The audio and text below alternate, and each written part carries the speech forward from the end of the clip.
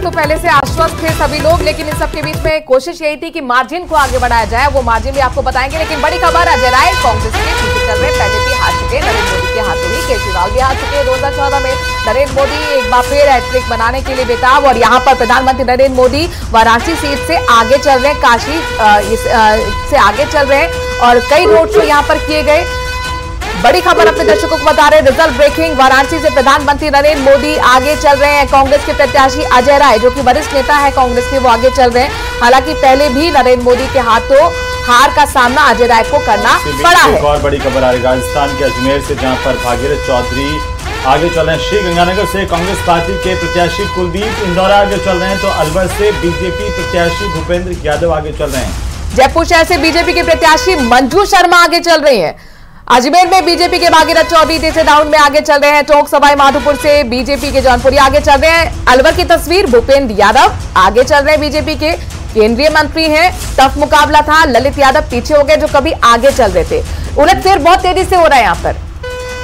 इसी बीच ये सबसे बड़ी अपडेट है, अजमेर से बीजेपी के भागीरथ चौधरी और श्रीगंगानगर में अप्रत्याशित तौर पर जो रुझान आ रहे हैं। देखिए कुलदीप इंदौरा आगे चल रहे हैं कांग्रेस पार्टी के, और ये माना जा रहा था कि बीजेपी ने वहां पर जैसे प्रत्याशी को बदला, नियालचंद मेघवाल लगातार के सांसद थे, उनको बदला गया था।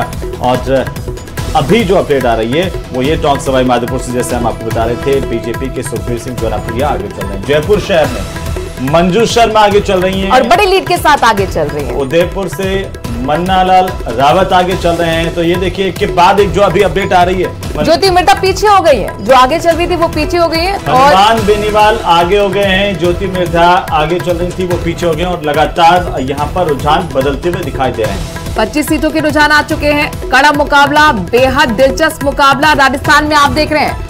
और यहाँ पर देखिए 13 सीट पर लीड बनाई हुई है बीजेपी, जबकि कांग्रेस 12 सीट पर पूरा मुकाबला टफ फाइट दे रही है।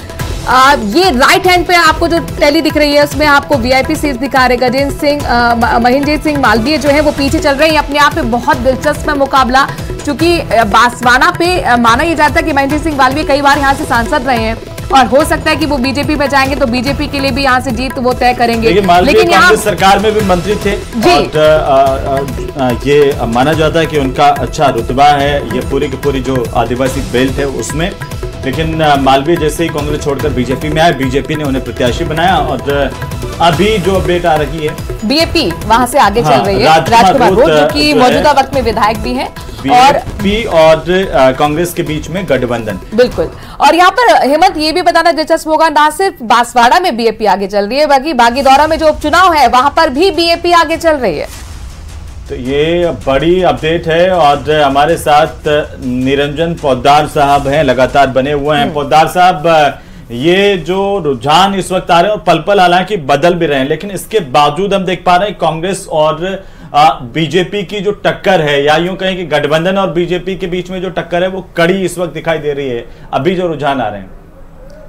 हेमंत जी, इससे पहले एक और महत्वपूर्ण बात आपके सामने, आपके दर्शकों को बताना चाह रहा हूं कि देखिए, जो विपक्ष लगातार मणिपुर करके भारतीय जनता पार्टी पे हमला कर रहा था और मणिपुर के नाम पे पूरे देश के अंदर वोट मांग रहा था, आज देखिए मणिपुर की एक सीट के ऊपर भारतीय जनता पार्टी आगे चल रही है। तो इस चीज से ये चीज साबित होती है कि अगर भारतीय जनता पार्टी के परिप्रेक्ष्य में हम देखें तो जहां भारतीय जनता पार्टी अपने आप को सबसे ज्यादा मजबूत समझ रही थी, राजस्थान के अंदर 25 में से 12 सीटों पे पीछे चल रही है, जबकि गुजरात में भी जो उनका होम स्टेट माना जाता है नरेंद्र मोदी और अमित शाह जी का, वहां पे भी 3 सीटों पे पीछे चल रही है। और मध्य प्रदेश, जहां पे अभी आप ये समझ लीजिए विधानसभा चुनाव के अंदर लगभग समझ लीजिए 12-13% वोटों का जो डिफरेंस से चुनाव जीता था, उस मध्य प्रदेश के अंदर भी 4 सीटों से पीछे चल रही है।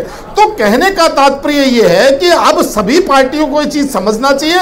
इसके अंदर उदाहरण मणिपुर भी है और इसके अंदर उदाहरण हिंदी बेल्ट के अंदर पिटती हुई बीजेपी का भी है।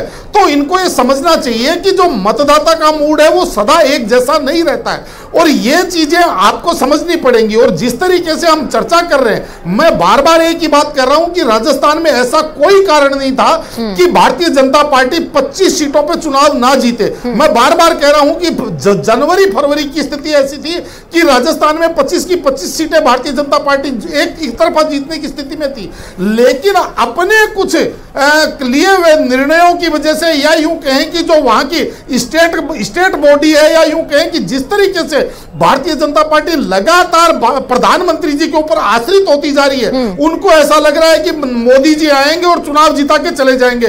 मोदी जी केवल मतदाताओं को अपने समर्थन में ला सकते हैं। पोद्दार साहब, चित्तौड़गढ़ से ये बड़ी खबर आ रही है। पोद्दार साहब, चित्तौड़गढ़ से बड़ी खबर आ रही है। सीपी जोशी, मेरा सवाल ये है कि 12-13 और 13-12 जो हो रहा है राजस्थान में, आप तो खुद शेखावाटी से आते हैं, शेखावाटी में क्या आपको लग रहा है, कोई बड़ा उलटफेर के संकेत हैं या फिर